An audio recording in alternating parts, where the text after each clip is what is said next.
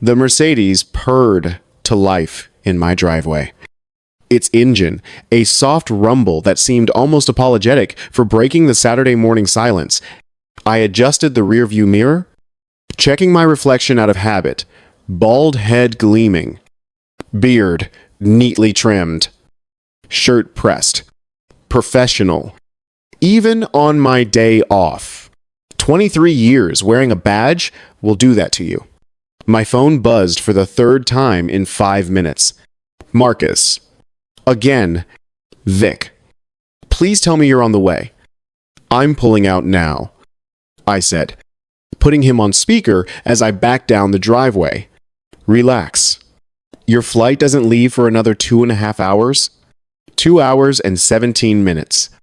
He corrected, his voice tight with stress. And I still need to get through security. And traffic on the interstate is Marcus. Breathe. I've got the authorization email from Catherine at the HOA office. I've got my ID. I've got the gate code you sent me. I will get your Porsche and meet you at the airport with time to spare. You're going to make your presentation in Chicago. You're going to close that deal. And you're going to owe me a very expensive steak dinner when you get back. He exhaled slowly. You're right. Sorry. This deal is huge. And I can't believe I left those contracts in the car. Who does that? Someone who was packing at 2 a.m. after a long week. I said, turning onto the main road. It happens. That's what big brothers are for. Thanks. Vic. Really? I know it's your day off. Hey. Any excuse to drive that Porsche of yours. I grinned, even though he couldn't see it. Besides, I want to see this fancy new neighborhood you moved into. Riverside Meadows. Sounds expensive. It is expensive. He laughed. But you'll like it. It's beautiful. Very quiet. Very secure. Something in the way he said that last word made me glance at the phone. Secure how? Oh, gated community. Security. At the entrance, 24/7, they take it seriously. But I already called Catherine yesterday and put you on the visitor list. She said it wouldn't be a problem. Uh-huh. I switched lanes, heading toward the part of town where the houses started getting bigger and the lawns started looking like golf courses. And what's this Catherine like? She's great. Really professional. Been with the HOA for years. She knows I'm leaving town and that you're picking up the car. It's all documented. You'll be fine. That phrase, you'll be fine, lingered in my mind longer than it should have. Marcus had bought his house in Riverside Meadows 3 months ago. And this was my first time visiting. From what he told me, it was one of those communities where everyone knew everyone. Where the houses all looked like they belonged in architecture magazines. And where the homeowners association had rules about everything from lawn height to what color you could paint your shutters. I'd seen neighborhoods like this before, usually from a patrol car, responding to calls about suspicious persons who turned out to be delivery drivers or contractors or residents' family members who happened to be the wrong color for someone's comfort level. But Marcus had done everything right. He was a commercial real estate broker. As successful. Well paid. He'd gone through the proper channels, paid his fees, and attended the HOA meetings. He belonged there. And by extension, I had every right to be there picking up his car. Still, as I turned onto Riverside Parkway and saw the pristine entrance gates ahead, flanked by stone pillars and perfectly manicured hedges, I felt that familiar tightness in my chest, the one that never quite goes away. No matter how many years you wear the badge or how high you climb in rank, the one that reminds you that some people will never see the badge. They'll only see the skin. I pushed the thought aside. This was going to be simple. Quick. In and out. The gatehouse came into view, a small brick structure with large windows and a striped barrier arm blocking the entrance. I could see someone moving inside. And as I slowed to a stop, a man emerged. He wasn't Mr. Patterson. Marcus had mentioned Mr. Patterson several times. The older security guard who'd been working the gate for years, who always waved to residents and remembered their names.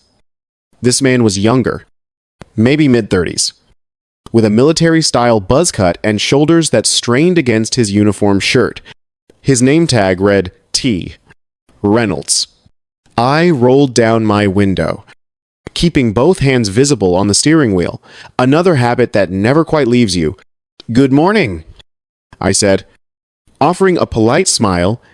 "I'm Victor Holloway, here to pick up a vehicle for Marcus Holloway at Unit 74.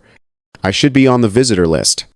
Reynolds leaned down to look at me, and I saw his eyes flick from my face to the Mercedes' interior, then back to my face. His expression was neutral, professional, but something in his posture shifted. A slight stiffening of the shoulders, a fractional narrowing of the eyes. "Id, please." I reached slowly for my wallet, making sure he could see every movement, and extracted my driver's license, handed it through the window. Reynolds took it, studied it for what felt like a very long time, looked at me, back at the license, at me again. "You're saying you're here to pick up a vehicle?" "Yes, sir." "A Porsche 911. My brother Marcus owns a house here. Unit 74. He's flying out this morning and asked me to bring the car to him at the airport. The HOA office has all the authorization on file. I can show you the email from Catherine if wait here." Reynolds walked back into the gatehouse without another word. Through the window, I could see him on a computer, typing. Then on a phone, the conversation looked intense, lots of hand gestures, lots of head shaking. My phone buzzed. "Marcus. How's it going? Are you there yet? At the gate?" "Security's checking the system." "Oh, that must be the new guy. Mr. Patterson usually works Saturday mornings, but he mentioned they hired someone to help with the increased shifts. Should be fine, though. Catherine has all your info."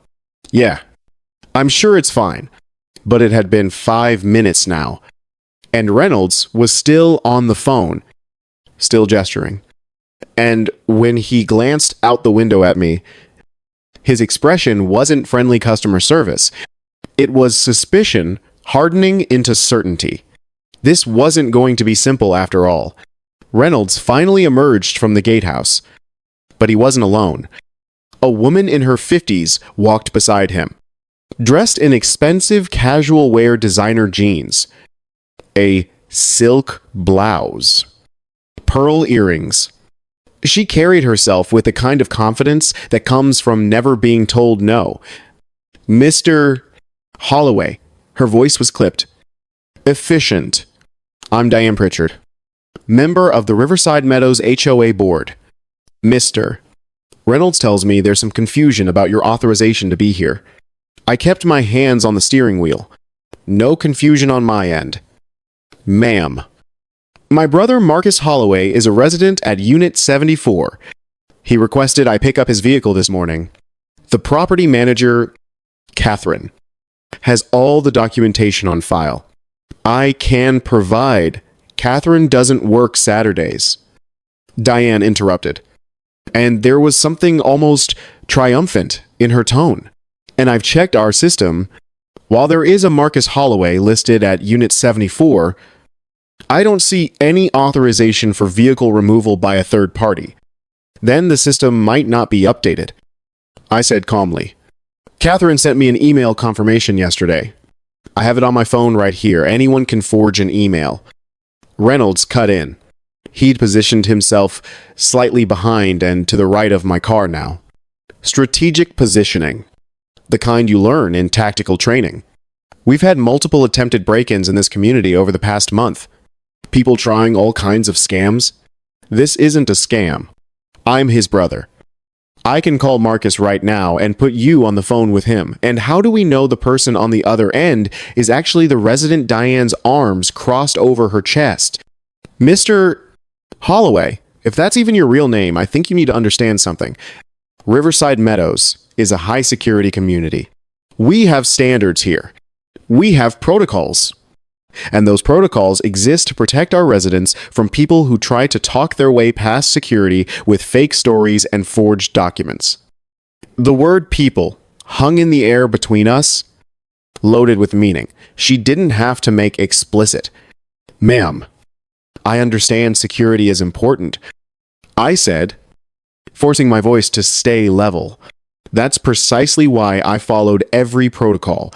I made sure the HOA office had my information in advance. I have identification. I have written authorization. I'm not trying to circumvent anything. I'm trying to comply with your procedures. But you're not allowing me to show you the documentation that proves I'm authorized to be here. The documentation you claim to have? Reynolds said.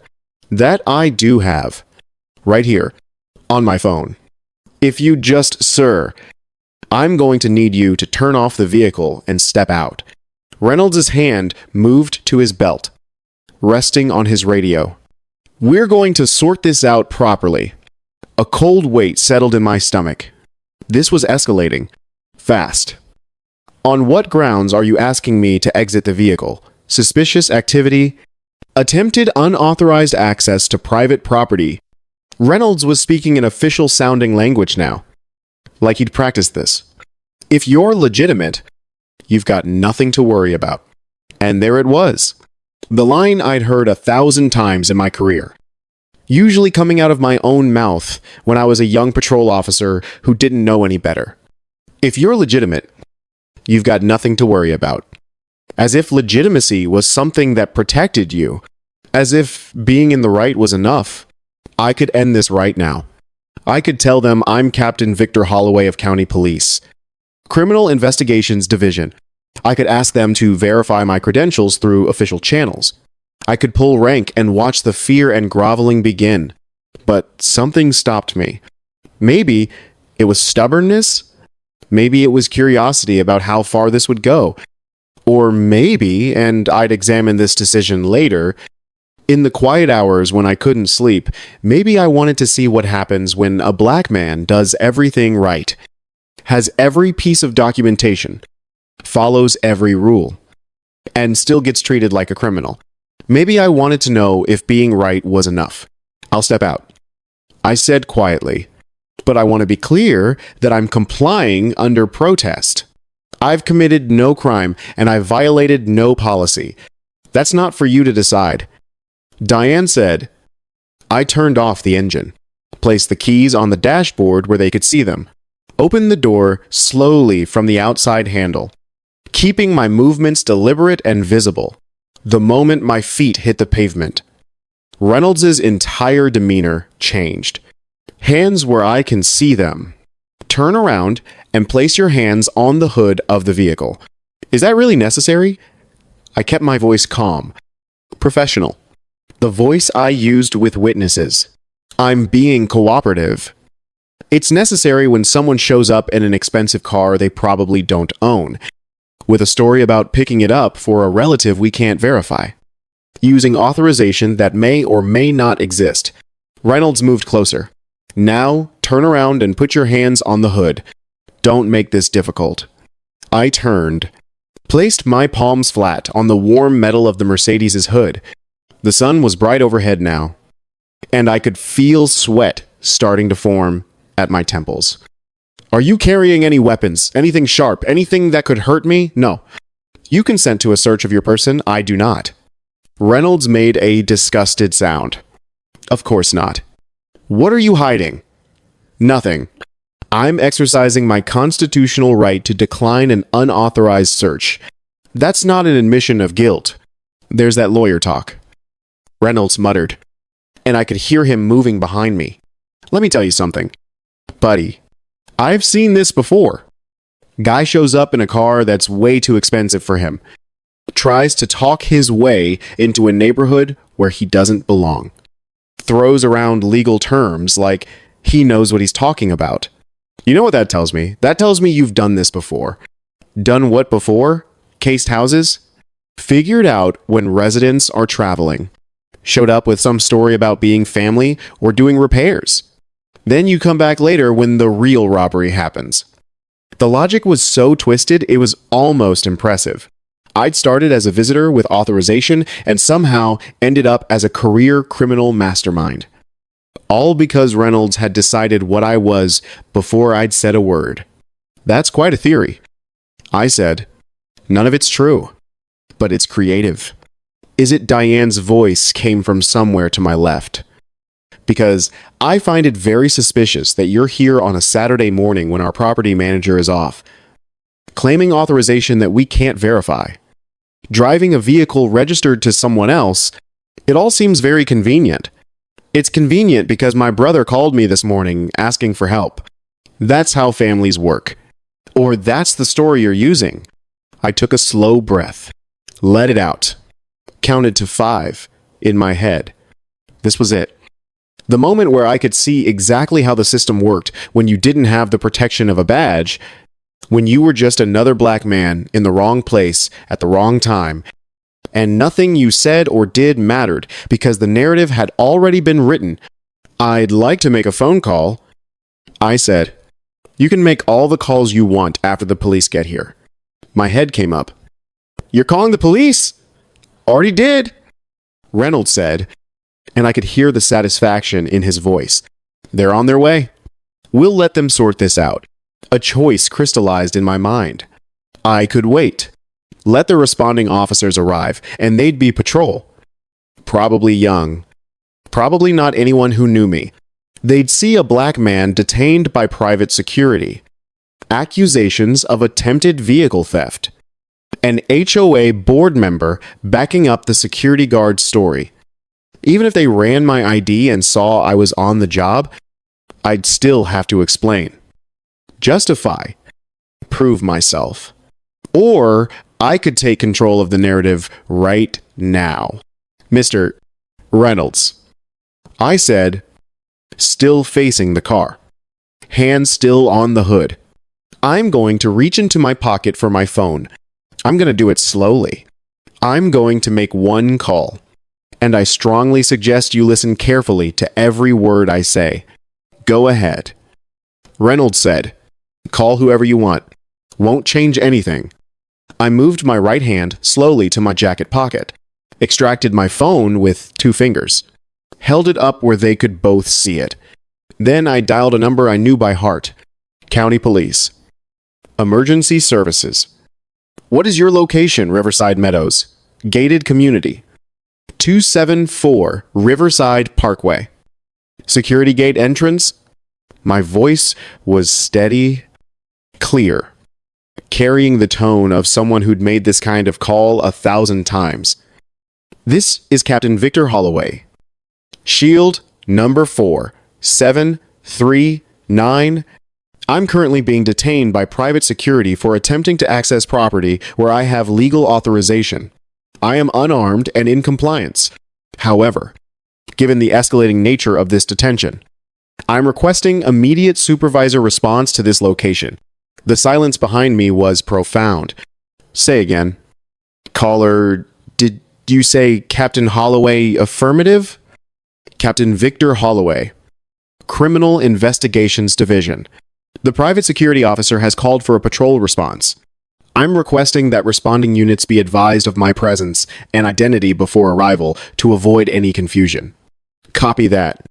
Captain, I'm showing 2 units already en route to that location on a suspicious person call.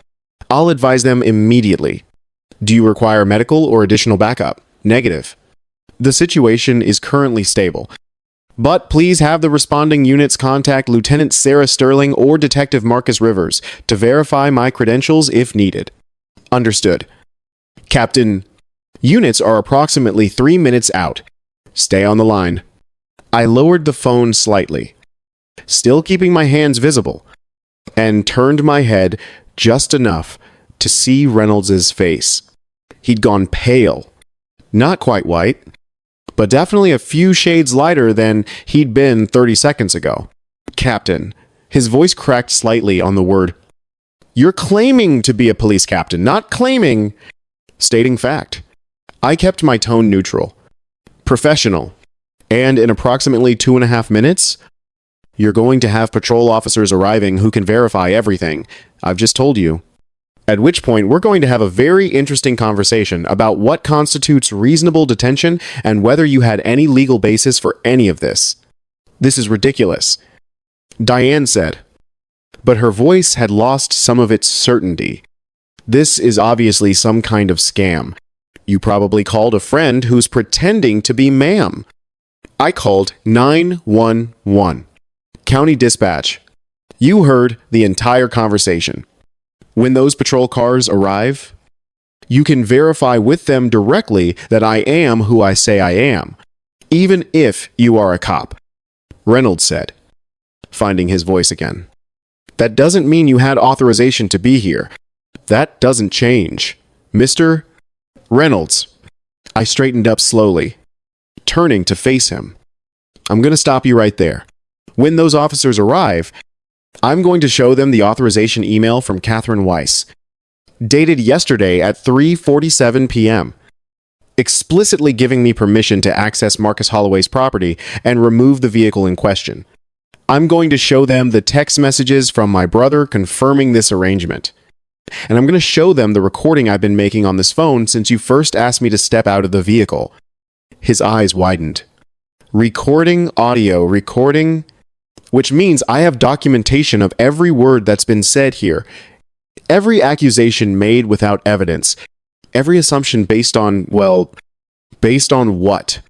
Exactly. What about my appearance or behavior gave you reasonable suspicion that I was committing a crime? You were in a vehicle registered to someone else, Reynolds said, but his voice had lost its conviction. Lots of people drive vehicles registered to family members. Is that your standard? Or is it something else? Don't try to make this about the wail of sirens. Cut him off. 2 patrol cars came into view, lights flashing, moving fast. They pulled up to the gate with the kind of controlled urgency that meant the officers inside had been briefed that something unusual was happening. 4 officers exited. I recognized 2 of them, Officer Brennan, who I'd worked with on a joint task force last year, and Officer Hayes, who I didn't know personally but whose reputation preceded him. Young, aggressive, eager to make arrests. Hayes took the lead, hand resting on his service weapon as he approached. Who called this in? I did. Reynolds stepped forward. Private security. This man was attempting to gain unauthorized access. Sir, I'm going to stop you right there, Brennan interrupted. His eyes locked on me. Captain Holloway. Sir, are you all right? Hayes' head snapped toward Brennan. Captain Victor Holloway. Brennan confirmed. Head of Criminal Investigations Division. Hayes' hand dropped from his weapon like it had been burned. Sir, we didn't know. That's because dispatch just updated you en route. I said, Officer Brennan. Officer Hayes. Thank you for responding. This is a somewhat unusual situation. What's going on, Hayes? Was looking between me, Reynolds, and Diane like he was trying to solve a puzzle with missing pieces. I was attempting to pick up a vehicle belonging to my brother, Marcus Holloway, who is a resident of this community. I had proper authorization from the HOA property manager. Mr. Reynolds detained me, requested I exit the vehicle, and called you for what he described as suspicious activity and attempted vehicle theft. Ms. Pritchard, who is on the HOA board, supported this detention despite my offers to provide documentation. Documentation. Brennan pulled out his notepad. What kind of documentation? I pulled up the email on my phone. Showed him. Then, the text messages from Marcus. Then I mentioned the recording. Brennan's jaw tightened as he read through everything. Hayes moved over to look as well, his expression growing darker with each passing second. Mr. Reynolds, Brennan said, his tone professional but cold. Can you explain to me what specific actions Captain Holloway took that led you to believe he was committing a crime? He arrived in a vehicle registered to someone else. He couldn't prove. He showed you ID and offered to show you authorization. Is that correct? Yes. But did he threaten you? Become aggressive? Refuse to comply with any lawful instruction? He refused to consent to a search, which is his right. Hayes said, and there was an edge to his voice. Now, that's not reasonable suspicion. That's constitutional protection. I was following security protocols, Reynolds said, his voice rising. We've had attempted break-ins. People try to scam their way in all the time. People, I repeated quietly, or a specific type of person. Reynolds' mouth snapped shut. Diane stepped forward, and I had to give her credit. She didn't back down easily. Officers, with all due respect, Mr. Reynolds was doing his job. This is a private community. We have the right to question anyone who seems what Brennan asked. Suspicious. Based on what? The fact that he's driving a nice car. The fact that he's black. That's not... I never said Diane's face flushed red.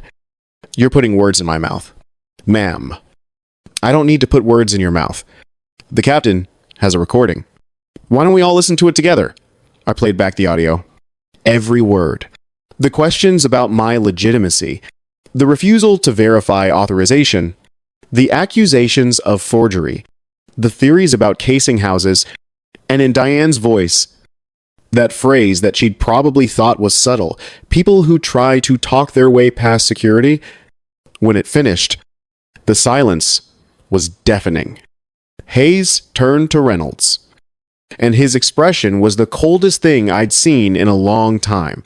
Sir, do you have a permit to carry a weapon while working as private security? Reynolds blinked. What a weapon? You're armed. Correct. I can see the bulge of a holster under your jacket. Yes. I carry for protection. Do you have a valid permit for that weapon? Specifically, a permit that authorizes you to carry while working in a security capacity in this county. Reynolds' face went white. I have a concealed carry permit. That's not what I asked. Security work requires a separate certification in this county. You can't just carry because you have a personal concealed carry license. I didn't know. My supervisor never said unauthorized carrying while working security is a misdemeanor. Brennan said. And given what we've just heard on that recording, I'm also concerned about unlawful detention. Captain Holloway. At any point, did Mr. Reynolds physically restrain you or threaten you with that weapon? He ordered me to place my hands on the vehicle and remain in that position. He positioned himself behind me in a way that suggested I was being detained under threat of force. Did you feel free to leave? No. I believed that attempting to leave would have resulted in physical confrontation or the use of his weapon. Brennan looked at Hayes. Hayes looked at Reynolds. Sir, Hayes said, I'm going to need you to put your hands behind your back. What? You're arresting me. We're detaining you for further investigation. You may have committed unlawful detention. You're carrying a weapon without proper authorization. And we need to sort out exactly what happened here. This is insane. Reynolds looked at Diane desperately. Tell them, I was just doing my job. Diane took a step back. Actually took a step back, creating physical distance between herself and Reynolds. Mr. Reynolds was hired by our security contractor, she said carefully. The HOA board had no knowledge that he was carrying a weapon. That wasn't authorized by us. So you're saying you don't support his actions? Brennan asked. I'm saying perhaps there was a misunderstanding. If Captain Holloway has proper authorization, then clearly this shouldn't have escalated this way. Perhaps, I repeated. Ms. Pritchard, 5 minutes ago you were suggesting I was running some kind of criminal operation. Now it's a misunderstanding. She met my eyes for just a moment, and I saw the calculation happening. The realization that she was on the wrong side of this and needed to get off quickly. Captain Holloway, I apologize if Mr. Reynolds' actions were overzealous. The HOA takes security seriously. But we certainly don't condone racial profiling or unlawful detention. I'll be speaking with our security contractor immediately about proper training and protocols. It was a careful apology. The kind that admitted just enough fault to avoid a lawsuit while preserving as much deniability as possible. Hayes had Reynolds in handcuffs now, reading him his rights. Reynolds kept trying to make eye contact with me, like I might somehow call this off. I didn't. A third patrol car pulled up, and Lieutenant Sarah Sterling stepped out. She surveyed the scene with the kind of quick assessment that made her one of the best supervisors in the department. "Captain," she said. Walking over, "I got word from dispatch. Are you injured?" "No." "Lieutenant, I'm fine." "Good." She turned to look at Reynolds in handcuffs, then at Diane, then back at me. "Someone want to give me a brief summary of what happened here." Brennan filled her in. Concise and professional. Sterling's expression grew darker with each sentence. When he finished, she turned to Reynolds. "You pulled this on a police captain. I didn't know he was. You didn't check. You didn't verify. You saw a black man in an expensive car and decided he must be a criminal, despite the fact that he offered you documentation, identification, and verification. Is that an accurate summary?" Reynolds didn't answer. Sterling looked at me. "Captain, I assume you'll be filing a formal complaint, multiple complaints, against Mr. Reynolds for unlawful detention and carrying without proper certification. And I'll be having a conversation with the HOA board about their vetting procedures and training standards." "As you should." Sterling pulled out her phone. "I'm going to need to call the chief and brief him. This is going to be a mess. It's already a mess." I said, "A black Mercedes SUV pulled up, much newer and more expensive than the one I was driving. A woman in her late 50s got out, dressed in the kind of casual elegance that screamed money. She looked at the patrol cars, the handcuffed Reynolds, and her face went through several expressions in rapid succession. What in God's name is happening here?" She zeroed in on Diane. "Diane, why are there police cars at our gate, Patricia?" Diane said, and her voice had gone weak. There's been an incident." "What kind of incident?" I stepped forward. "You must be Patricia Hammond, the HOA president. Your brother Marcus mentioned you." She looked at me, confused. "I'm sorry. Do I know you, Captain Victor Holloway?" "Marcus Holloway's brother. I came to pick up his vehicle this morning with proper authorization from Catherine. Your security guard detained me, called the police, and accused me of attempted vehicle theft." Patricia's face went through another series of expressions, finally settling on horror. "Oh no. Oh God. No." She turned to Reynolds. "What did you do?" "He showed up in a car that wasn't registered to him. Couldn't verify. He's Marcus's brother Catherine. Put him on the visitor list yesterday. I saw the paperwork myself. You knew about this?" I asked. Of course, I knew Catherine sent the weekly authorization report to the full board. "Marcus Holloway, Unit 74. Brother Victor Holloway, approved for vehicle pickup on Saturday morning." It was right there in the report. She whirled on Diane. "You saw it too." We all got the same report. Diane had gone very still. I don't remember seeing Diane. It was in bold because it involved vehicle removal. How could you not remember? The pieces clicked together in my mind. Diane hadn't forgotten. She'd seen my name, seen the authorization, and still decided to back Reynolds' play. Because authorization didn't matter. Documentation didn't matter. What mattered was making sure people who looked like me knew we weren't welcome. Papers or no papers. Patricia was still talking, apologizing profusely. But I was watching Diane, watching the way she'd gone rigid, the way her eyes were darting around looking for an exit. "Ms. Pritchard," I said quietly, You knew I was authorized to be here. I told you. I don't remember. The authorization was in bold. President Hammond just confirmed it. You received that report. You knew. And you still stood here and accused me of running a scam. You still supported detaining me. Why I don't have to answer, actually. You do. Sterling stepped forward. Because I'm very interested in whether this was a simple oversight or something more deliberate. Whether this was security protocol or discrimination. And your answer is going to determine whether you're just a witness in this complaint or whether you're going to be named as a co-defendant. Diane's mouth opened and closed. She looked at Patricia, who was staring at her with growing realization and disgust. Diane, Patricia said slowly. Did you know we have to protect the community? Did you know he was authorized? People forge documents all the time. That's not what I asked. Did you know that Marcus Holloway's brother was coming to pick up the vehicle? Diane's silence was answer enough. Patricia closed her eyes. When she opened them, her voice was steel. You're off the board. Effective immediately. I'm calling an emergency meeting tonight, and we're voting to remove you. And I'm going to recommend the board cooperate fully with Captain Holloway's complaint and any legal action he chooses to pursue. You can't, I absolutely can. This is unconscionable. This man is a resident's brother. He had authorization. He followed every rule.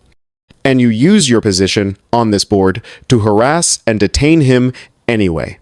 You've exposed this HOA to massive liability, and you've destroyed any claim we have to being a welcoming, inclusive community. Inclusive. Diane spat the word. Is that what we're calling it now, Patricia? We both know what happens when we let standards slip. When we start letting in people who don't fit the community character, stop talking. Patricia said, right now. Stop talking. But Diane was past the point of caution. We worked hard to build this neighborhood, to make it a certain kind of place, to maintain property values. And that means being selective about Lieutenant Chen. I said, cutting her off. You're recording this? Correct. Body cam's been running since I arrived. Captain. Good. Because that statement is going to be very useful in demonstrating discriminatory intent. Diane finally seemed to realize what she'd done. Her face went slack. Hayes cleared his throat. Captain, what do you want done with Mr. Reynolds? I looked at Reynolds. Still in handcuffs. No longer meeting anyone's eyes. A man who'd felt so powerful 30 minutes ago, who'd been so certain of his authority and his right to determine who belonged and who didn't. Now he just looked small. Book him on unlawful detention and unauthorized weapon possession. I'll file the full complaint Monday morning. And I want a complete investigation into how he was hired, what training he received, and who authorized him to carry. Yes, sir. As Hayes led Reynolds to the patrol car, I heard him muttering, This is wrong. I was just doing my job. I didn't know. I walked over to the patrol car before they put him inside. Mr. Reynolds. He looked up at me, and I saw fear in his eyes. Now, real fear. I want you to understand something. I said quietly, I'm alive right now because I knew exactly how to de-escalate a situation where I was being illegally detained at gunpoint by someone with a badge and a prejudice. I've had decades of training in how to survive encounters with people who have already decided I'm guilty. But what about the next person? What about someone who doesn't know the right words to say, who panics, who reaches for their phone to call their brother, and you think they're reaching for a weapon? I never drew my weapon. You didn't have to. The threat was implicit. And we both know that if I'd given you any excuse at all, you would have justified using it. You were looking for a reason. That's what makes you dangerous. I'm not. I don't. He struggled for words. I'm not a racist. I just take security seriously. No. You take your idea of security seriously. And your idea of security doesn't include black men in nice cars being legitimate. It doesn't allow for the possibility that we belong in spaces like this. You saw what you expected to see. And you acted on that expectation without verification, without evidence, without anything except the color of my skin. That's not fair. Fair, I shook my head. Mr. Reynolds. Fair would be you treating me the way you'd treat a white man in the same situation. Fair would be you verifying authorization before detaining me. Fair would be you assuming innocence instead of guilt. But we both know that's not what happened here. Hayes put his hand on Reynolds' head, guiding him into the back of the patrol car. The door closed with a solid thunk. Sterling walked over to me. Captain, you did everything right. Shouldn't have had to. No, you shouldn't have. She paused. For what it's worth, this is going to be handled properly. Full investigation. Charges filed. The works. I know it will be. But Chen, I need you to understand something. If I wasn't who I am, if I didn't have the badge, the rank, the knowledge of exactly how to handle this situation ends very differently. Maybe I get arrested on false charges. Maybe I panic and Reynolds decides I'm threatening him. Maybe I end up another statistic that people argue about on social media. I know. Because I had every advantage. I knew my rights. I knew how to de-escalate. I knew who to call and what to say. And I still ended up handcuffed and humiliated in front of a community where my brother lives. What happens to everyone else? She didn't have an answer. Neither of us did. Patricia approached, wringing her hands.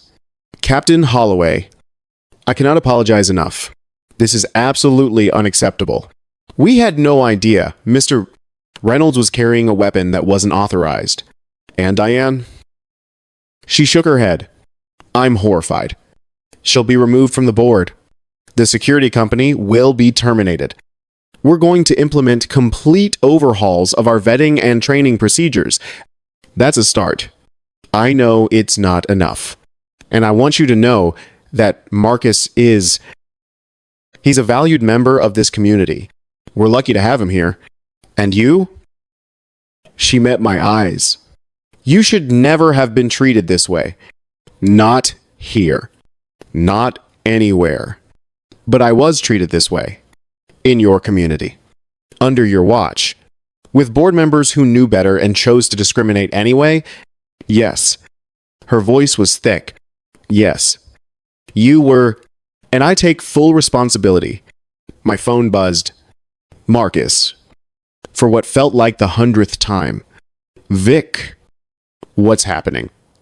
I've been calling and calling. Patricia just texted me that there was an incident at the gate. I'm fine. I said, but you're going to miss your flight. I'll explain everything. But the short version is, your security guard decided I was a car thief and called the police on me. The silence on the other end was profound.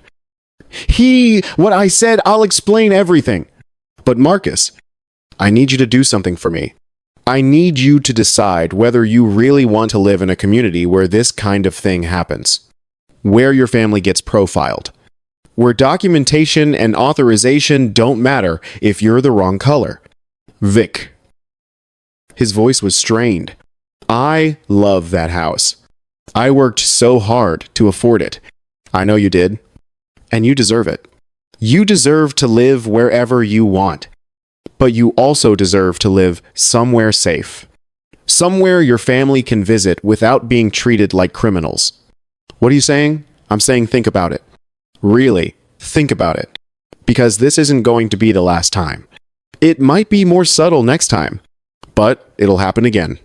Another long silence. Okay, he said finally. I'll think about it. But right now I need to know, are you okay? Really? Okay, I'm fine. Shaken up. Angry. But fine. I'm so sorry. Vic. This is my fault. I never should have asked you to stop. This isn't your fault. Don't ever think that. You have every right to ask your brother for help. The fact that something this simple turned into a police incident says everything about the problem and nothing about you. When are you done there? I want to see you.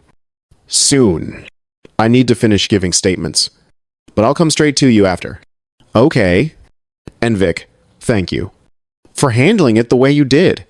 For staying calm. Yeah. Well, I watched Hayes drive away with Reynolds in the back seat. Staying calm is sometimes all we've got. I ended the call and turned back to Chen. I need to get my brother's car out of his garage and get it to him. Can we make that happen? Absolutely. Brennan, can you escort Captain Holloway to the residence and provide assistance? Happy to. Lieutenant. Patricia practically tripped over herself getting me the access codes and gate remote. Please, take whatever you need. If there's anything at all that we can do, you can make sure this never happens again. I said, not to me, not to Marcus, not to anyone else who looks like us and has the audacity to live in or visit your community. We will. I promise you. We will. I didn't believe her. Not really. Because I'd heard promises like that before. In other neighborhoods. Other situations. And yet, here I was. 23 years into my career. Still being treated like a suspect in my own brother's neighborhood.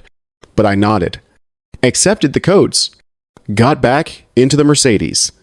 Brennan followed me in his patrol car through the winding streets of Riverside Meadows. Beautiful houses. Manicured lawns. Children playing in yards.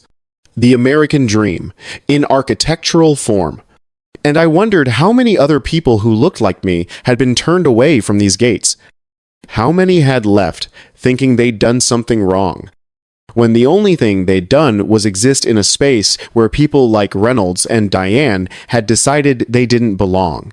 Marcus's house was exactly as he described it, a gorgeous colonial with a 3-car garage and landscaping that looked professionally maintained.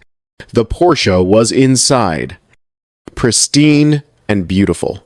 I stood there for a moment, keys in hand, and thought about my brother. How proud he'd been when he bought this place. How he'd talked about barbecues in the backyard and hosting family gatherings. How this was supposed to be his reward for years of hard work and sacrifice. And now this. This ugliness that would forever be part of his experience living here. Captain Brennan stood at the garage entrance. You all right? Yeah. I said, just thinking. About how we tell people to follow the rules? Work hard. Do everything right. And then when they do, the rules still don't protect them. Brennan was quiet for a moment. For what it's worth, I'm sorry. About all of this, you didn't do anything wrong. Neither did you. That's the point. I got into the Porsche. It roared to life. All that German engineering purring perfectly. As I backed out of the garage, I saw curtains moving in neighboring windows. People watching. Word would spread fast about what happened at the gate this morning. Good. Let it spread. Let them talk about it. Let them be uncomfortable. Maybe that was the only way things would change. The drive to the airport was quiet. Brennan followed me the whole way, which I appreciated. When I pulled up to departures, Marcus was waiting outside, pacing. He saw me and his whole body sagged with relief. I got out, handed him the keys. He pulled me into a hug, a tight one, the kind that said everything words couldn't. I'm sorry, he whispered. I'm so sorry. Stop apologizing. You didn't do anything wrong. I brought you into that situation. You asked me for help. That's what family does. I pulled back, looked at him. But we need to talk. Really talk. About what happened and what it means. I know. When I get back from Chicago, we'll talk. I promise. He glanced at his watch. They rebooked me on a flight in 90 minutes. I should still make it. Good. Go close your deal. Make your money. Live your life. And you, what are you going to do? File complaints. Talk to lawyers. Make sure Reynolds and Diane face consequences. Standard post-incident procedure. You make it sound so routine. It is routine.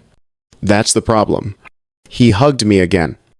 got into the Porsche, and drove off to the parking structure.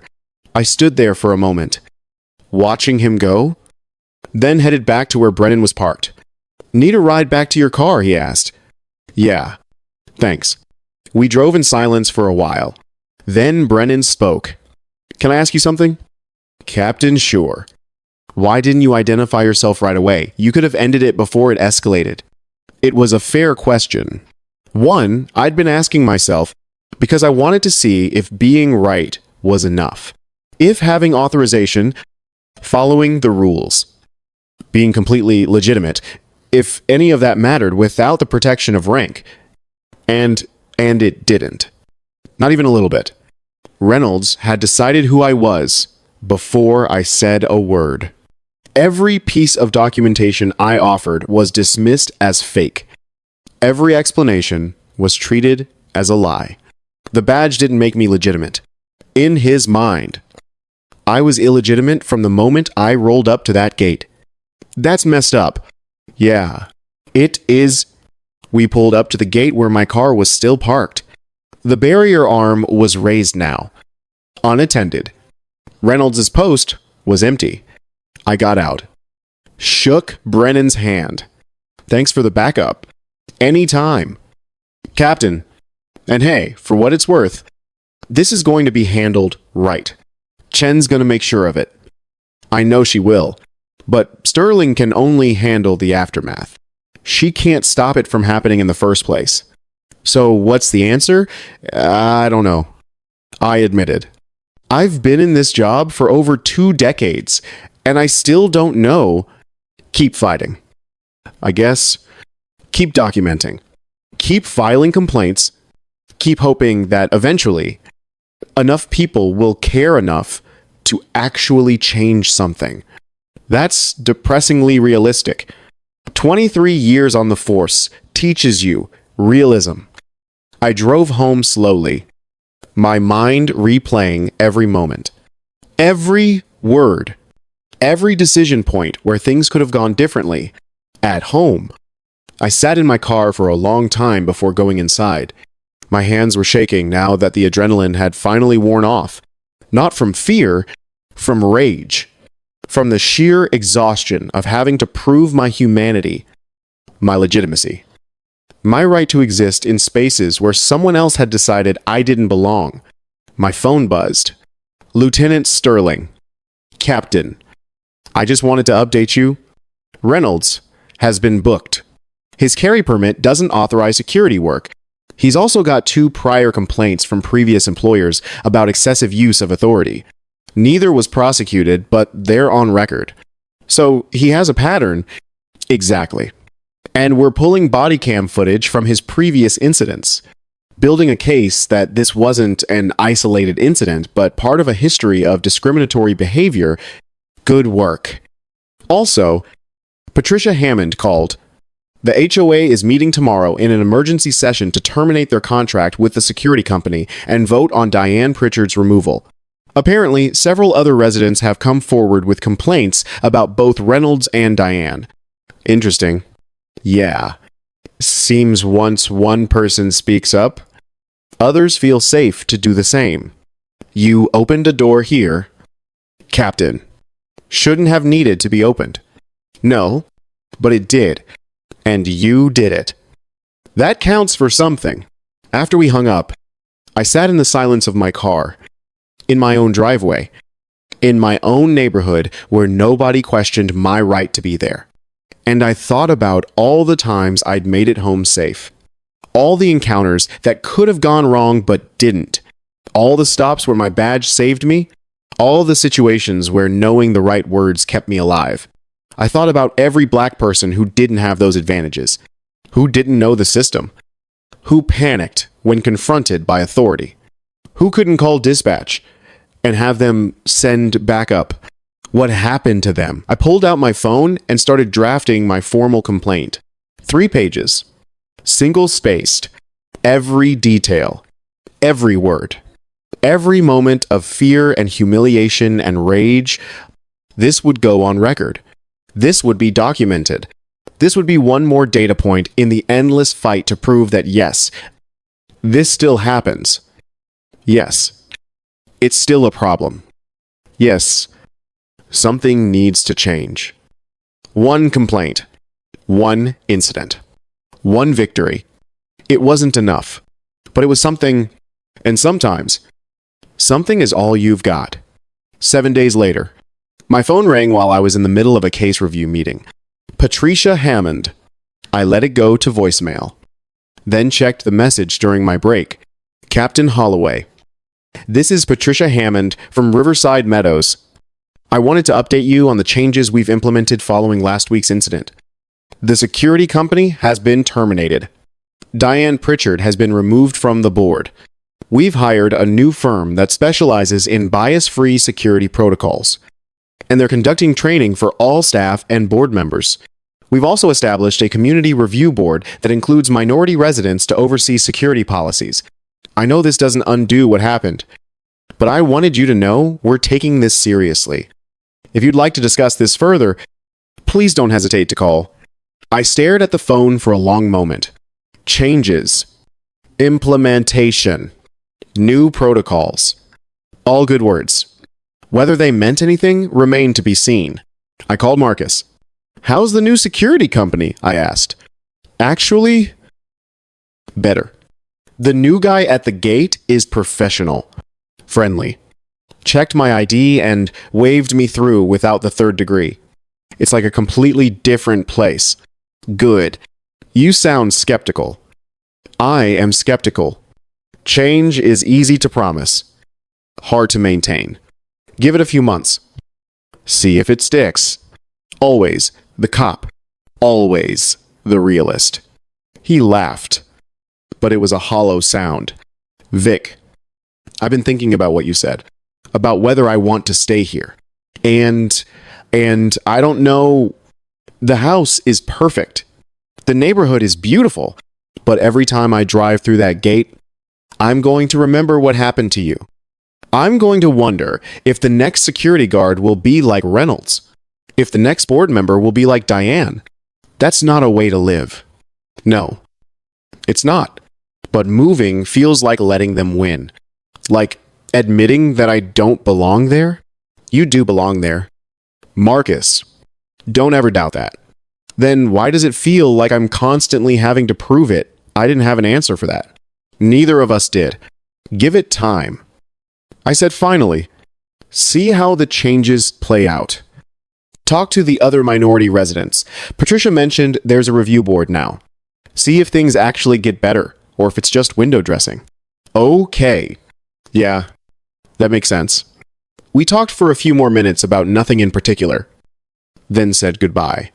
I sat there in my office, surrounded by case files and evidence reports and all the machinery of justice that I dedicated my life to.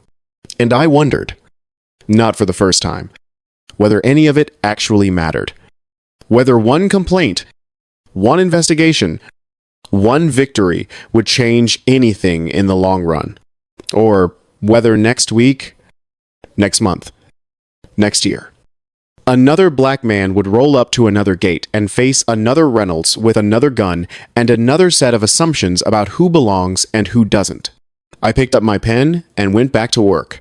Because what else was there to do? You document, you file, you fight, you hope, and you make damn sure that when it happens again, and it will happen again, there's a record, there's precedent. There's proof that yes, this is real. Yes. This is wrong. Yes. Something needs to change. One case at a time. One complaint at a time. One small victory at a time. It wasn't much, but sometimes it was enough to keep going. And that, I supposed, would have to be enough.